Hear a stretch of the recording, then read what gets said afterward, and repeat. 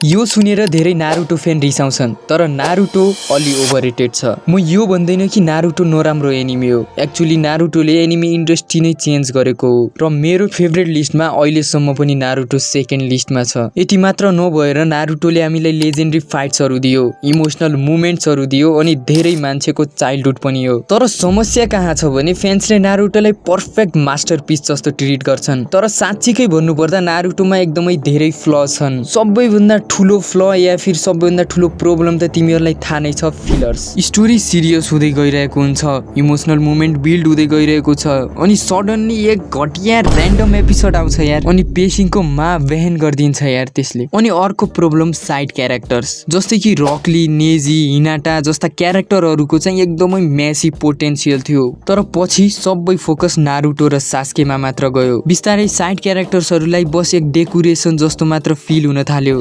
सुरुमा हेर्दा नारुटोको सबैभन्दा बिगेस्ट स्ट्रेन्थ के थियो? स्ट्र्याटेजी, आइक्यू ब्याटल अनि रियल निन्जाको फिलिङ आउँथ्यो, बस त्यही त हो। तर पछि त मिथियोर झर्न थाल्यो, गड लेभल पावर आउन थाले अनि जाइन्ट एक्सप्लोजन हुन थाल्यो। पाप, मतलब कि निन्जा एनिमेबाट डाइरेक्ट फ्यान्टेसी वार एनिमे जस्तो भयो। अनि यो नारुटोको एउटा हार्डवर्क बिट्स ट्यालेन्ट भन्ने मेसेज पनि यो एनिमेले आफै डिस्ट्रोय गरेको छ। सुरुमा हामीलाई लाग्थ्यो कि नारुटोले हार्डवर्क गरेर मात्र स्ट्रङ भयो, तर पछि थाहा भयो कि उसको ब्लड लाइन स्पेसियल थियो, उभित्र 9 टेल फक्स थियो अनि प्रोफेसीको चुजेन चाइल्ड पनि थियो, र त्यसैले मेसेज अलिकति फेक फिल हुन्छ। तर यति धेरै फ्लज हुँदा पनि नारुटो किन यस्तो लेजेन्डरी एनिमे छ र किन मेरो सेकेन्ड फेभरेट एनिमे हो, र यसको बारेमा चाहिँ अर्को भिडियोमा डिटेलमा कुरा गरौँला।